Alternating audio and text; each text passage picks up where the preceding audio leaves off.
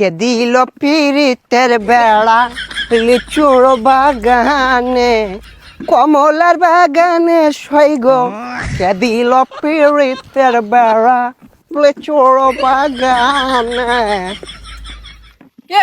ভাইছে কি অবস্থা, ভালো আছো ব্রাদার?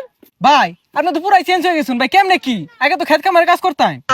আরে ভাই অতীত নিয়ে টান দেও কেন ভাইয়া? তুমি একটা চাকরির কথা বলছিলা, চাকরি করবে নাকি? সেনাবাহিনীতে ঢুকাই দিই তোমারে, উচ্চতা তো ভালোই আছে তোমার। ভাই আমি যে উষা, আমার তো পুলিশে নেয় না, সেনামিতে ঢুয়ে দিবেন কেমনে কি ভাই?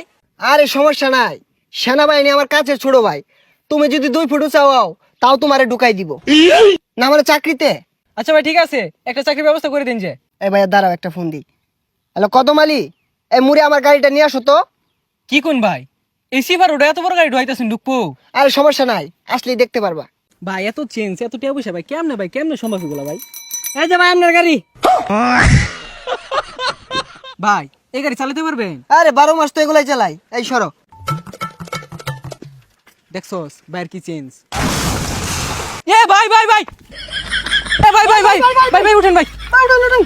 না সমস্যা নাই, এই ঢাকা শহর রেস করি তো, এখানে ফাঁকার উঠপায়া এই গাড়িটা একটু পাকার দিকে চলে গিয়েছিল। এই তোমরা এক কাজ করো, গাড়িটা গ্যারেজে পাঠাই দাও, সমস্যা নাই।